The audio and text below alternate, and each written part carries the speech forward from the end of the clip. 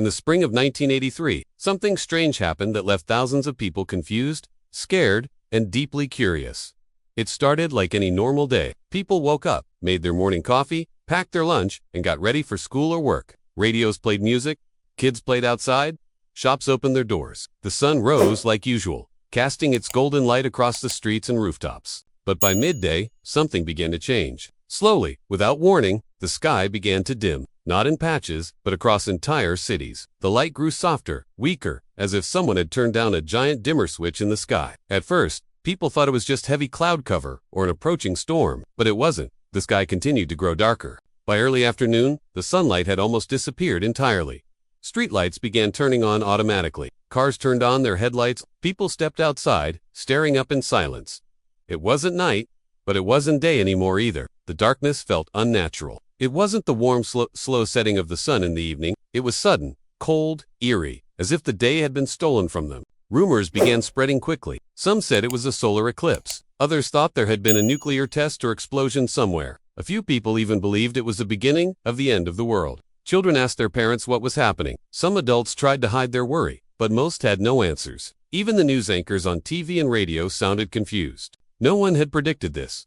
No one had warned anyone. The darkness had arrived, uninvited and unexplained. In cities like Chicago, Detroit, and Milwaukee, businesses paused operations. Schools kept students indoors. People called family members to check in. Many stayed glued to their televisions, hoping for an explanation. But for hours, there was only uncertainty. And then, the scientists started to piece the puzzle together. A few days before the blackout, something had happened.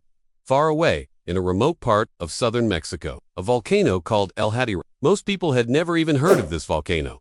It wasn't famous like Mount St. Helens or but the eruption had been massive. It sent a plume of ash and gas high into the atmosphere.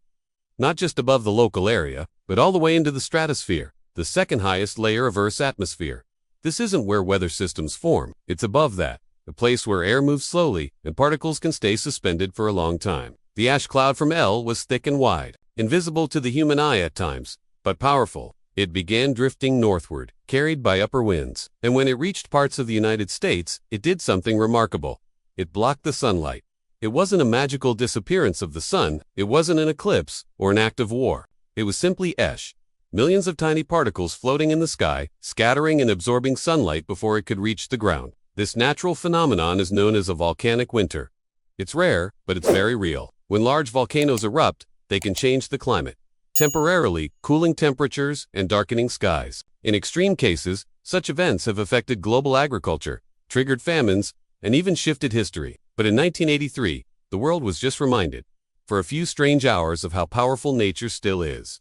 Eventually, the sky began to clear, the ash dispersed, the sunlight returned, and life slowly went back to normal. But people who lived through that moment never forgot it. Because it wasn't just a scientific event, it was an emotional one. Imagine living through a moment when your world dims for no known reason. When the sun, something we take for granted every single day, simply disappears. It reminds us how fragile our routines are, how dependent we are on forces we cannot control. It also reminds us of how deeply connected we are to nature. We build cities, invent technologies, send rockets to space.